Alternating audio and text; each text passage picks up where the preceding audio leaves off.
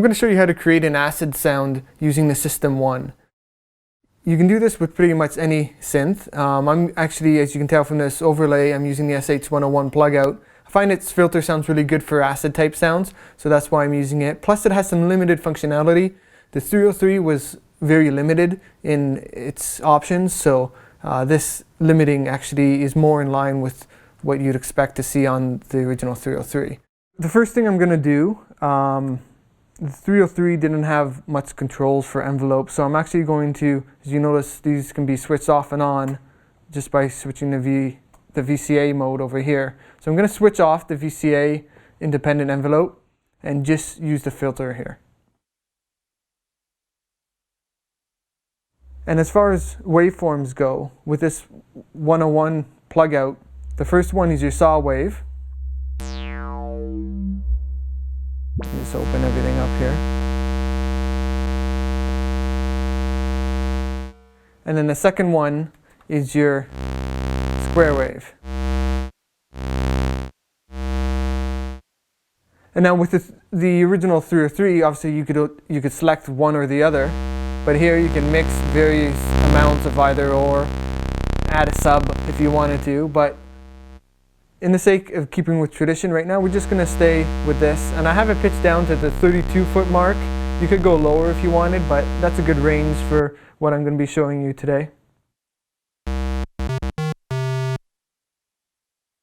Now the next thing is the filter, and that's really the part that makes the 303 sound, is the filter. And the trick here is to have a bit of decay, crank that envelope all the way up. You can tweak it a little bit, bring it a little down, but usually starting off with it all the way up is ideal.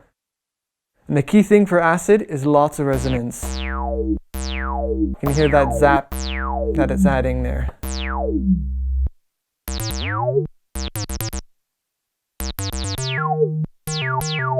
And you notice over here, I'm playing with the Portamento. So there's different modes for the Portamento. One is that it's always on. So even when I lift my hand up in between notes, you're hearing it. The other mode, though, is auto.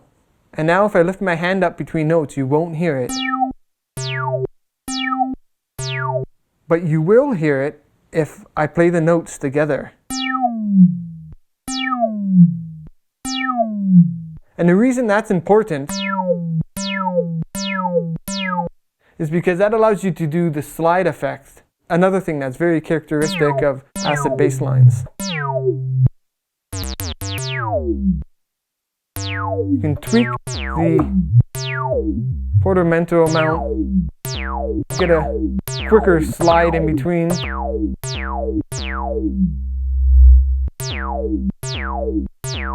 And now it's only when the notes overlap. So when you're programming in, or if you're playing, you overlap the notes anytime you want to add a slide into there. Now just use the arpeggiator on here just to play something.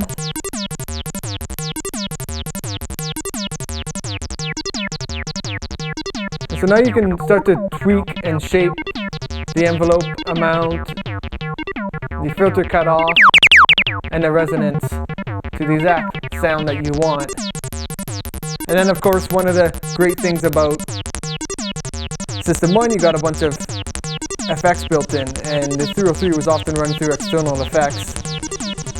So you got some reverb and delay, and it was often run through distortion, and here we've got bit crushing, so you can kind of do some weird distortion sounds on it.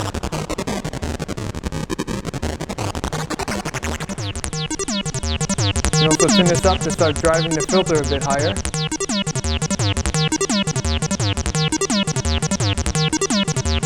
And that's a saw. There's the square. You can hear that sounding very acid-like. And then you can mix some of those, bring in a sub. Now you have something beyond what the 303 could even do.